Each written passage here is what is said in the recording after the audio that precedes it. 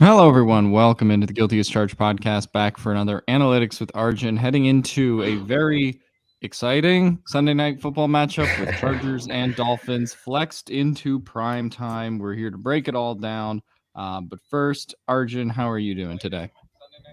Yeah, doing okay. I think I'm with you that I'm not too happy about this game being flexed into prime time, especially being on the East Coast. And I feel like this game, if it if it gets out of hand pretty quickly, it's just not going to be fun to watch. Twitter is just going to be probably the most toxic thing in planet Earth. So excited for the game in general, but if it gets out of hand, it might be a turn it off at halftime and just hit the hay.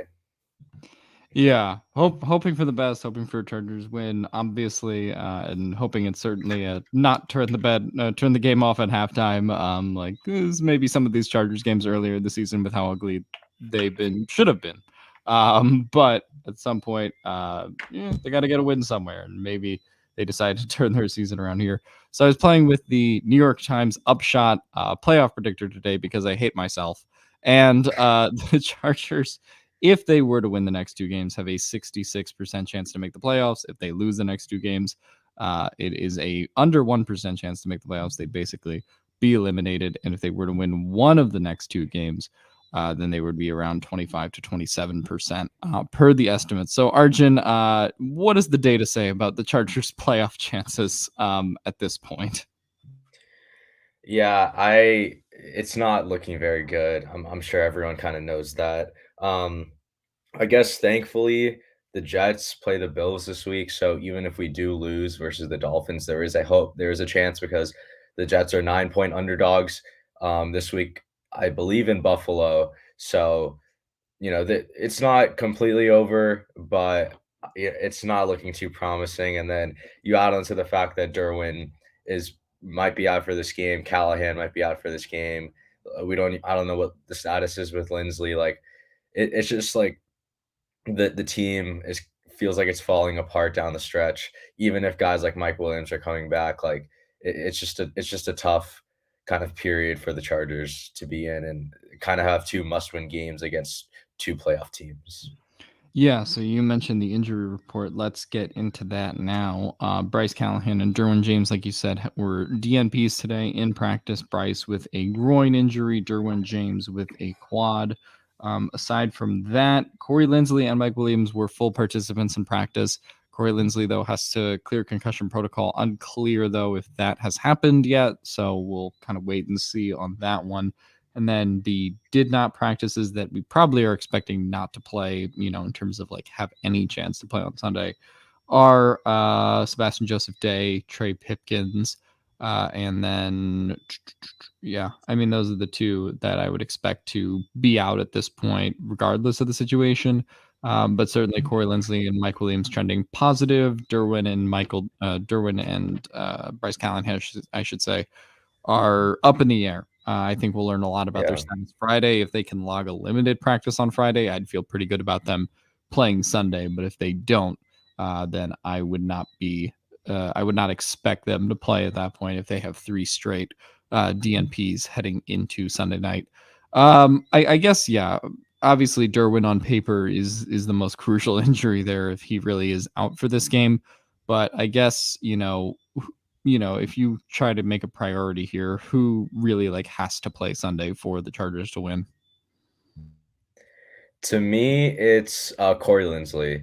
As I'll kind of show in some of the stuff I'll, eventually get to, like, the Chargers' pass protection just sucks when he's gone. I brought it up on last week's show with Steven, kind of talking about some of the splits with and without Corey Lindsley in the Chargers lineup, how the Chargers' EPA per play drops drastically, how the Chargers', rate of quick pressure, which is pressure within the first 2.5 seconds of the snap, increases by 12%, and that was prior to last week, and I'm sure that's going to be up at least like 15% now. Um, so with how much the Dolphins blitz, with all of the exotic fronts that Josh Boyer likes to show, having Corey Lindsley and being able to call out the protections so that Justin Herbert or Will Clapp don't have to is major. And I think even more than Mike Williams or Derwin James, he's the key to the Chargers kind of being competitive in this game, because we know the Dolphins are going to put up points regardless if Derwin's playing. If Derwin's out, I mean, Dolphins are like, if Derwin's playing, Dolphins are going to still put up points. Like, the Chargers have not been able to stop anyone recently with Derwin James. So him being out obviously moves the needle, but it's not moving the needle like Corey Lindsley does, in my opinion. Yeah, I mean, I think the on-off with Corey Lindsley, as Arjun will get to, in a minute here, when we kind of get into the analytics, it's crazy stuff. Having Will Clapp in there just has been, really bad, and that's not necessarily on Will Clapp. Anytime you lose an All-Pro caliber center, it just Yeah. makes things so much harder for the offensive line. And then you go into specifically last week, Zion Johnson coming in and out of the game, Brendan Hymas coming in, Oh my and God. you go through some of the other rearrangements. Jamari Salyer has obviously been there since Rashawn Slater has gotten hurt. And so it's just been up and down, Foster Sarrell, of course, starting. So it's been up and down all year, and you kind of wish that it was the optimal offensive line. But, Corey Yeah. Lindsley, in terms of the pieces the Chargers have left that are the most healthy, they might be. Corey Lindsley, definitely the biggest one to look for on the offensive line Sunday. I guess I want to start this conversation off with Tua, because the 2020 draft class will never stop being talked about as the 2020 draft class. And Bill Barnwell did put out an article today in which Justin Herbert got drafted last in a redraft. So I do want to talk about Tua this year, because I feel like everyone changes their opinions every week on the 2020 draft class, and which ones, between Burrow, Herbert, Yeah. Tua, and Hurts, who's kind of the number one quarterback in that class and who's the bottom. And it changes every week depending on who shits the bed and who has the great performance. But what have been your thoughts on Tua this year? As I think all of us were sort of non-Tua believers to start the season, has Tua sort Yeah. of like changed your mind? Have you been converted to the mindset of Tua on, or are you still a little bit hesitant? Yeah, I mean, I would say I was lower than Tua than most people, like a large majority of the public. Like, on my own, like, NFL general podcast, like I was saying before the season, I'd rather have Justin Fields over Tua, which that might not end up actually like being that bad of a take. But the thing with Tua is, I think he's in such a good situation. We've talked about how he has probably the most dynamic receiver duo in the league. I would say at this point a top five offensive play caller who not only understands the game from a schematic perspective, does a lot of things analytically correct, a high pass rate on 1st and 10, high pass rate on early downs, goes for it on 4th downs. Like, he's constantly putting Tua in good situations. And I mean, I'm not going to overreact too much to the Niners game, because the Niners defense was literally the perfect opponent for the Dolphins offense. But like, I don't know, like, I still don't know what Tua is. I think he's anywhere from the 10th or maybe the ninth at best quarterback to the 15th best quarterback in the league. He does a lot of things well in structure. He's pretty good in the pocket. He's very accurate. I've always given him credit on that. But I don't like how to it's tough to just evaluate him given his surroundings. And regarding the Bill Barnwell piece, I would love to have a conversation with Bill Barnwell. And if I ask Bill Barnwell, if you stuck Tua or Jalen Hurts in the Chargers offense, how much worse does it get? And I would say a significant margin. And I think that's the thing people aren't realizing. Justin Herbert is the offense. Like, I think Barnwell even said we've seen Tua and Hurts kind of elevate their play with this new offense, but Justin Herbert is the offense, and this whole Chargers offense is about timing and Justin Herbert literally being perfect on every throw because no receivers are getting open. He's getting pressured very quickly, very often, and so I mean, the only way you can really answer the 2020 draft quarterback question is if you stuck every other quarterback in the Charger situation, how much worse would the Chargers get? Or if you really feel that high, or if you have that high of a conviction about another quarterback, how much better would the Chargers be without Herbert? Yeah, I think that's a very fair way to view it. I feel like at this point it's just gone power rankings, and it's just like, Yeah, oh well, Herbert had the most recent bad game out of that group, if you want to say, but Tua wasn't much better against the Niners. So it does feel like it's just kind of at the beginning of the season the takes would have been different, and considering the Charger situation and what the Dolphins, Bengals, and Eagles situations have been, adding AJ Brown into the fold, adding Tyreek Hill into the fold, Burrow having Jamar Chase versus what Justin Herbert has been dealing with all of the season, not having Keenan yeah, Allen and Mike Williams together for most of the year. And usually his wide receivers are DeAndre Carter and a fan from the stands.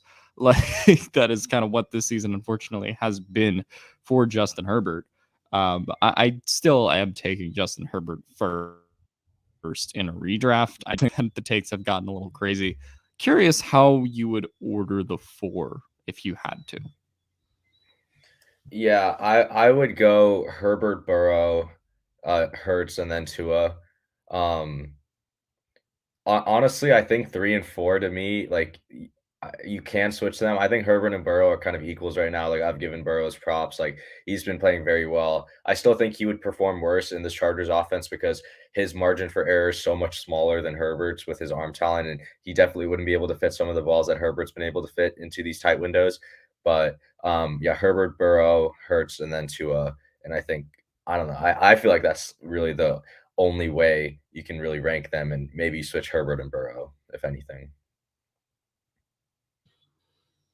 Yeah, no, I think that's fair. I guess if Hertz were to win MVP this year, that would change some people's minds. But that kind of gets into a whole another conversation about the team structure around him and that stuff.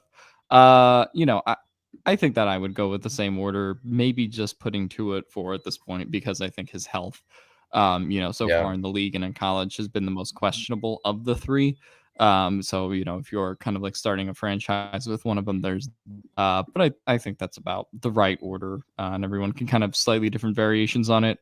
All right, let's get into the game. I'm curious if we did talk about the none of the Chargers receivers being able to separate. And a lot of that to Keenan Allen, especially because he talked trash prior to the Raiders game, and then was not able to separate well in that one. Curious just what the numbers have been on Keenan Allen this year. If you have any figures on that, yards per route run, if you want to get that stuff, and sort of what needs to happen this game for Keenan to have a better game. Yeah, so, I think I have this up. No, I don't. Yeah, so I was looking at this the other day.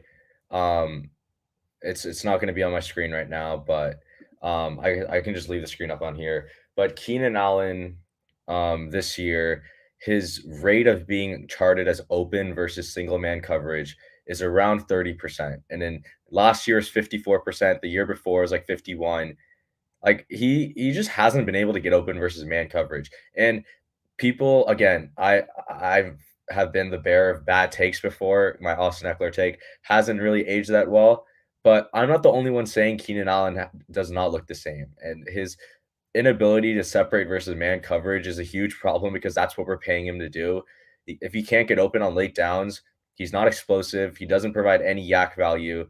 Like I don't. It's Herbert propping him up to make his stats look good. It's not Keenan Allen making his stats look good. So the single man stuff is kind of how I would use, you know, PFF stats to kind of evaluate Keenan. Obviously, the public doesn't have access to that, so I'm kind of like fortunate that I'm able to provide some of that for you guys.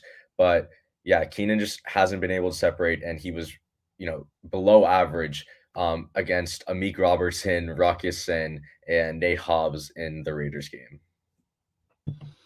Yeah, and I'll be curious to see what the Dolphins do against him. Obviously, having Xavier Howard, you have Kahu kind of in the slot, potentially covering Keenan Allen for some portions in this Mhm. Dolphins Chargers matchup.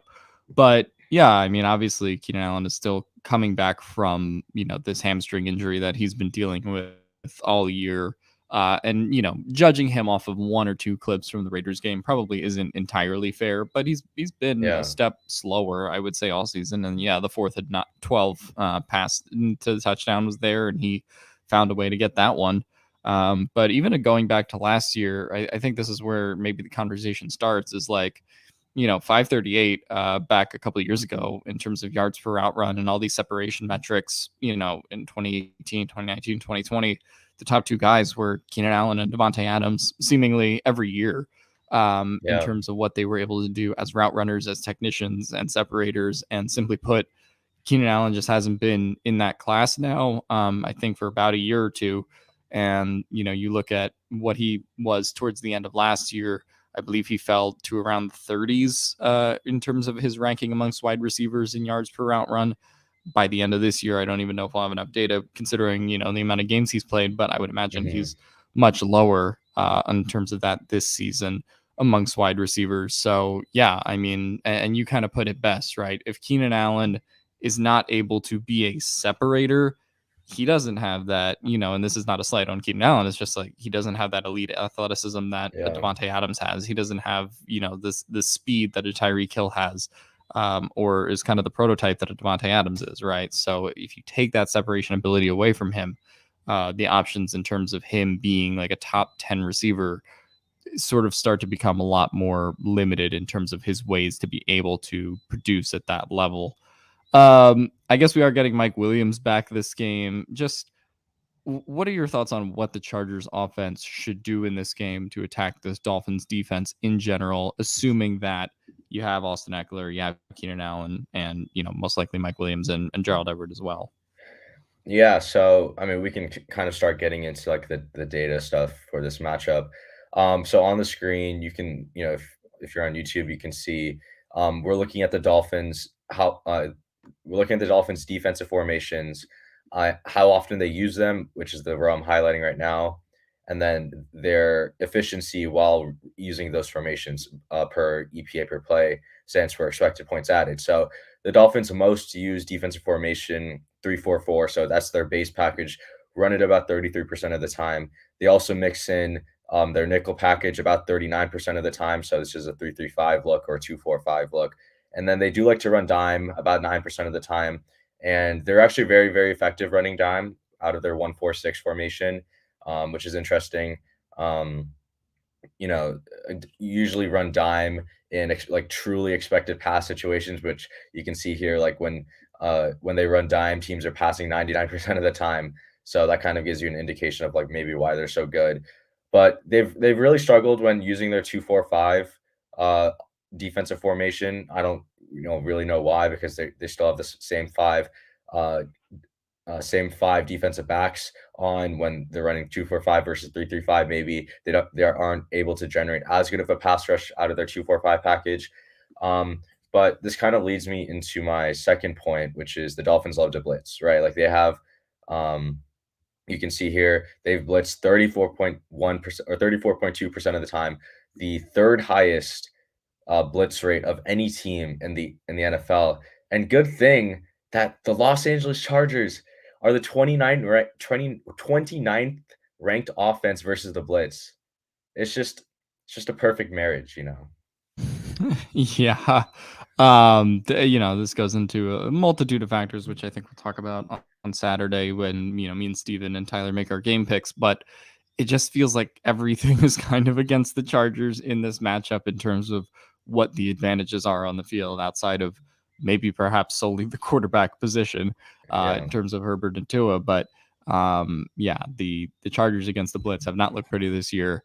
And, they're I awful. think this gets obviously a little bit better if, you don't have Will Clapp and Brendan Hymas going against Jerry Tillery.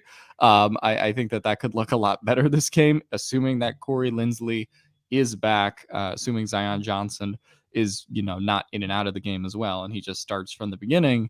but it does feel like a lot to take, right? Because you have Jamari Yeah. Salyer, who's probably coming off of his worst overall game as a pro, in terms of the humbling, unfortunately, that he took from Chandler Jones.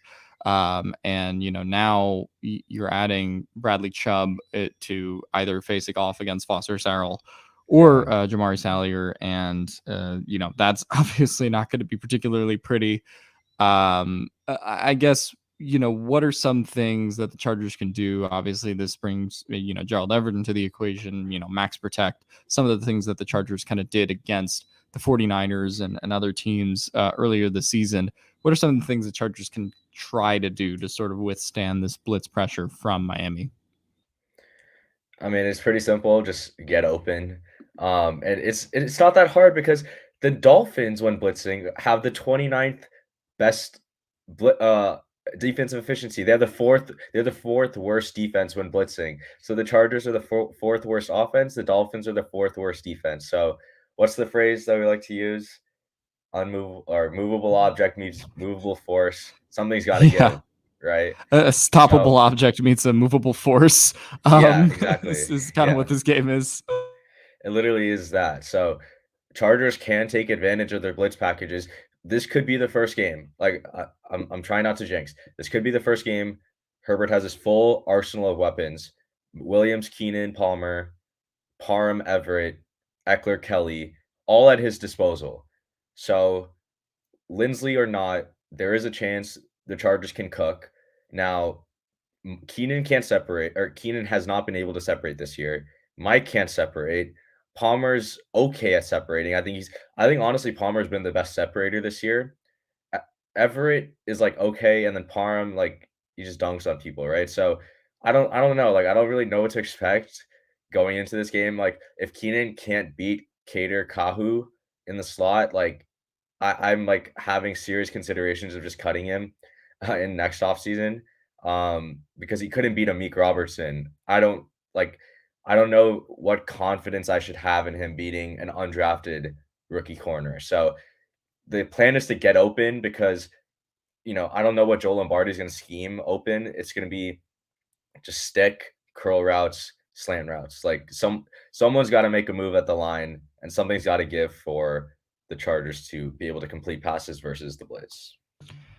I mean, that's a little unfair to Joe Lombardi. Stick, curl routes, slant routes, and also screens to Everett and Eckler. Yeah. That is the full offensive package. Yeah, I mean, that is the one thing that me and Steven, I think, talked about last podcast where, you talk about having Eckler and Everett out there, and it just feels like even last year, Joe Lombardi found more interesting ways to get Austin Eckler and Jared Cook at the time last year involved in the offense that weren't just like okay, like the multitude of screens that they just threw as tight end and running back screens all the game last Mhm. game. It felt like it was almost all of Austin Eckler's yardage, fortunately or unfortunately. And yeah, it does feel like some of that is obviously bracing for the offensive line to kind of implode as well as which is they were just kind of going against that Raiders defensive line all game. But hopefully with a little bit of a more stabilizing force with Corey Lindsley certainly coming in, and just getting to face a bit of a weaker unit compared to the Raiders pass rush.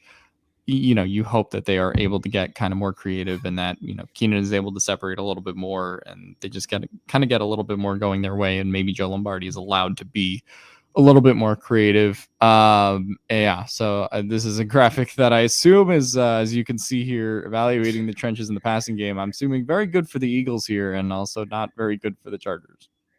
Yeah, it's your fandoms on complete opposite sides of the graph, but it's a bad graph for the Chargers.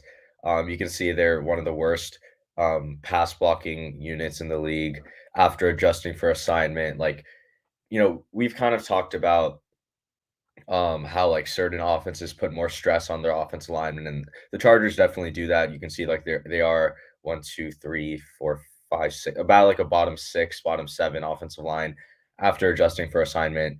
And then the Dolphins, unfortunately, a top five pass rush unit. So like the Dolphins, it's pretty obvious the Dolphins D line and defense in general is going to put a lot of stress on this Chargers offensive line, which again is why Corey Lindsley is the second most important player on this team in this game, because if they're not, set in their, or no, if they're not ready in their pass protection stats, so they don't have a good game plan, and Herbert's under pressure within 2 seconds, no one's going to be able to separate that quick. Like, it's going to be a long game with Herbert living in third and longs, and that's when Josh Boyer is going to be able to call whatever he wants. So I just wanted to show this graphic because it does kind of show that the Chargers line is a little bit at a disadvantage in this game. And I mean, big revenge game coming in for Dolphins offensive coordinator Frank Smith, returning to see the Melvin Ingram Chargers. too. Yeah, Melvin Ingram as well. So yeah, I mean, I guess also, what do we make about this Chargers defensive line, which is sort of what this graph is, also talking about here, because it just feels like they do not have the requisite, pieces right now. Joey Bosa has obviously been injured the whole year. The interior, I mean, they are likely going to be without even Spence Joseph Day this game. Their interior pass rush is kind of null. Obviously, cut Jerry Tillery earlier, this season. And on the other side, on the edges, Khalil Mack, who, I mean, I think for all intents and purposes has been good, right? But he hasn't been necessarily the player that they expected. That they were kind of adding to this team, and obviously, has sort of had to deal with more stress on himself, considering that on the other side, Kyle Van Noy and Chris Rumph aren't getting anything, right? In terms of pass rush productivity, I think the stat that Steven posted is that Khalil Mack is 53rd in the league right now. You have Chris Rumph at 87th and Kyle Van Noy at 111th. It just feels like they, until Joey Bosa gets back, don't really have the horses to compete sort of and get pressure right now. And that was a huge part of what the Niners were able to do the Dolphins last week. They racked up something like 14 pressures. Nick Bosa obviously has 3 sacks. So, obviously, they're not going to be able to pressure the Dolphins like the Niners were. But what are some of the things that the Chargers defensive line, in addition to Brandon Staley, in terms of manufacturing pressure by blitzing Drew Tranquill and Derwin James maybe on a couple plays, what can they kind of do here to get it going against this Dolphins offensive line, which, is not necessarily one of the better ones in the league? Yeah, I think it does start with kind of blitzing too a little bit. Like, I know you don't really want to blitz a team that has Tyreek Hill at receiver, but you can see the Dolphins have kind of been below average versus the blitz this year, which is interesting.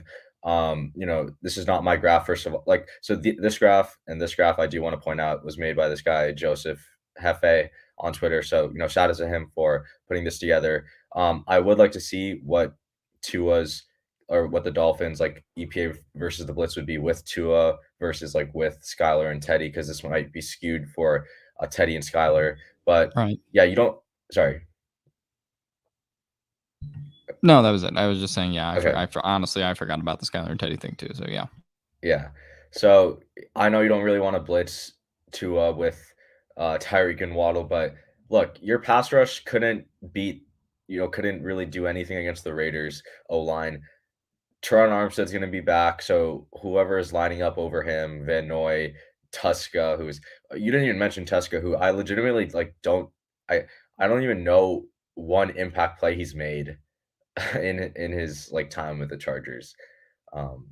So you're not going to be able to get pressure sending 4, sending 5. Like, you're going to have to just play with variance. You're going to have to play with the tail ends of the distribution. You're going to give up a 60-yard touchdown. But you could also make a game-changing pick 6 with Tua throwing up a wobbler like we know he can do, and taking it to the house for 6 like Bryce Callahan did. So, you're not going to be able to stop the Dolphins playing the way the Chargers normally play. So you have to mix it up, because otherwise Tua's going to have all day in the pocket and someone's going to get open, because the Chargers can't develop a pass rush and their coverage unit is very leaky at times. Yeah, and I think just, even talking myself through it, I'm like, oh, we could blitz Derwin, and we don't even know if Derwin's playing on Sunday because he just had 2 did not practices with the quad. So, that's kind of a TBD, like people are saying in the chat. Maybe Callahan plays, maybe he doesn't, as well, in terms of getting that game-changing pick 6 or a turnover or something, like he did against the Raiders as well. Yeah, so I mean, it just feels like they don't necessarily have the ability to manufacture pressure without blitzing so much. But this Dolphins avenue might provide is something for them. Any big numbers before we sort of get into maybe some final predictions here? Yeah. First, Chris B. I did want to answer his question. Who's blitzing besides Tranquil if Derwin's hurt? It doesn't matter. I would send Kenneth Murray because I don't want Kenneth Murray in coverage at all for one particular reason. You can see here when the Dolphins throw over the middle and in the intermediate range, they're averaging 0.714 EPA per pass, which is like the seventh or eighth highest number in the league. The Chargers defense, when teams throw over the middle in the intermediate, so 10 through 19 yards, are allowing 0.9 EPA per pass. So if you look at this number, we do 0.714 times 62. The Dolphins have added 44 points alone throwing the ball over the middle in the intermediate part of the field. If Derwin James and Bryce Callahan aren't playing, like I don't even know. The middle of the field is gonna be so wide open. Kenneth Murray is gonna get just absolutely exposed in coverage. If he falls and he bites on the play action or RPO, it's an automatic first down, right? So to answer Chris B's question, send Kenneth Murray so we don't have to see him in coverage. But Kenneth Murray as a blitzer just runs straight into the linebacker or straight into the blocking running back or the center, gets picked up. So again, like I don't really know what to do if Derwin's out. I think you just play with fire, blitz a lot, just do something other than your normal game plan because the normal game plan hasn't been working. But the big thing from this table I wanted to point out was how freaking efficient the Dolphins are throwing the ball over the middle of the field, which the Chargers have a pretty big weakness going into this week without Callahan, Derwin, and having Kenneth Murray play linebacker instead of a guy like Fred Warner. Yeah, and obviously there it just doesn't feel like there's many ways that the Chargers can stop this Dolphins defense, even just thinking it through. Because if you have Kenneth Murray, or it's like, okay, what's the alternative playing Kenneth Murray? Troy Reader, do you want him in coverage? Did you see the NFC Championship game last year? Yeah, I Right. know. So, I know. there is kind of a pick your poison in terms of which guys you want out there on the defense, assuming that guys like Derwin and Callahan obviously might not be able to play. And blitzing, I think, is definitely a big thing too, because hey, maybe you give up 40 points, but it's probably your only way to maybe create a pressure here, pressure there, or force a turnover, like we've kind of talked about. Um, I guess what is the Dolphins' running game kind of like? And maybe this doesn't matter because the Chargers just do not have the requisite options to stop the Dolphins' passing game right now, or at least it doesn't feel like Mhm. they do. But obviously, they have Raheem Mostert there. It's San Francisco reinvigorated because they then go and trade for Jeff Wilson at the deadline.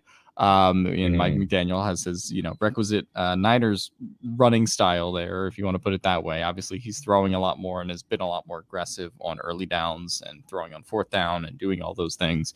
Yeah. But curious to see sort of, not that the Chargers necessarily need a big name at running back to give them trouble because they'll allow 500 yards to James Conner some weeks.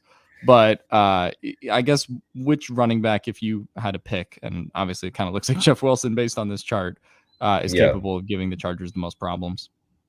Yeah, it's definitely Jeff Wilson. He's been the best running back of him and Mostert this year.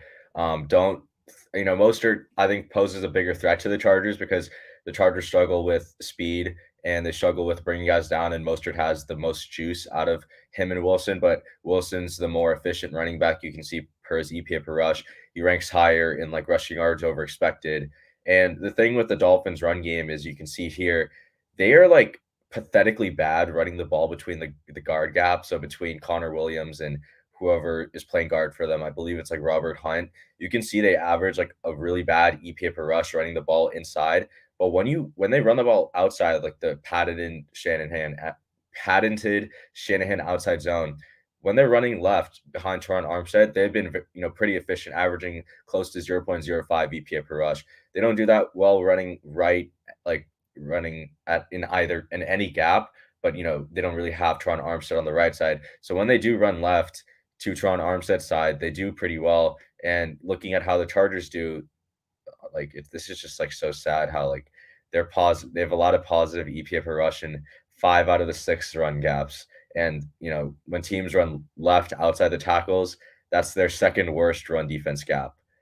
So, it's just like not a great matchup any way you put it for the Chargers defense. And if Derwin and Callahan aren't playing, I mean, I don't even know what the run defense is gonna look like. And Joseph Day. I think a lot of people are like, "Oh, Teron Armstead's out for the Dolphins." I'm like, do you see Kyle Van Noy over there on this graph? Like, it Yeah. doesn't really matter if if Teron Armstead like is out for them, unless Joey Bosa magically revives his groin in the next 48 hours.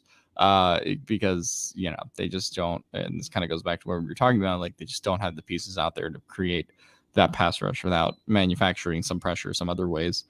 But yeah, I definitely think you look at Mostert. I think you look at Jeff Wilson as just guys that can give them trouble, particularly Jeff Wilson with his contributions more so to the receiving game. But Mostert is always one big play away from potentially ruining the defense. And with the Chargers issues tackling, he's obviously going to be a guy that should scare Chargers fans a little bit going into this game. Arjun, I think I know where this is going, but give me your game pick. Give me a score. Yeah, I would love, for the Chargers to come out and just beat the Dolphins. It would help the Herbert narratives. It would shut Acho or Acho up. I don't even care how I say his last name. Like, I just want the Chargers to look competitive, even if they lose. That's fine. I want Herbert to play well, but I just like I don't know anymore with this team. They should have lost by 14 to the Raiders. Like, they just aren't a good team right now. They have a worse point differential than the Panthers and the Falcons. Like, they're just not a good team. The Dolphins are a good team. They're one of the, a tier 3 team, possibly tier 2 team this year. So, I am predicting a Dolphins win. I would say something along the lines of like 33-20. I think, or 35-20.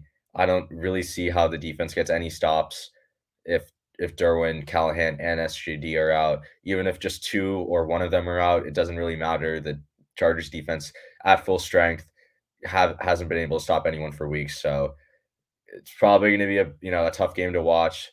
But again, I'd be really happy if the Chargers prove me wrong, but I just don't foresee it happening right now.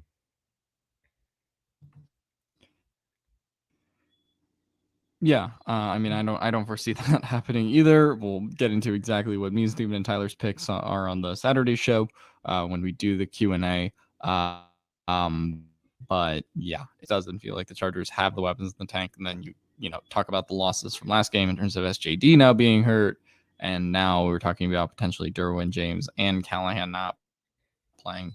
Obviously, we'll see a lot cleared up tomorrow based on who's a DNP again on Friday or who's a limited participant in practice. So I think that will clear up that whole situation. But hopefully Derwin and Callahan are able to play. Otherwise, it just feels like the Chargers are the odds of winning this game get even lower. All right, now we get to Arjun's favorite part of the show. Arjun, and of course, I'm just going to mention it. Of course, we're going Eagles first half Are we? against the Giants. But tell me some of your other bets this week. Yeah. Eagles first half has kind of slipped in recent weeks. They've slipped up a little bit, but look, the Colts game that was a little bit of a loss in terms of that, but overall, Washington. But I think that they're back after last week temporarily. So we'll see if they're able to put up points quickly on Dable and the Giants. But any other big bets that you got? Yeah, so I'll give out. So for the Thursday night game, so in 40 minutes, I like Derek Carr over 1.5 passing touchdowns against a Rams defense that allowed Geno Smith to throw for, I believe, like 330 and 3 touchdowns. So I like DC over 1.5. In terms of games this weekend, I do like the Lions. So Lions minus 1.5, or you can just take their money line.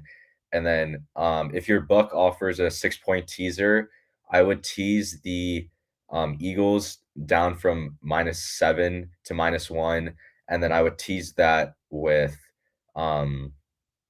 I would tease that with the Cincinnati Bengals down from -5.5 to like a pick 'em basically.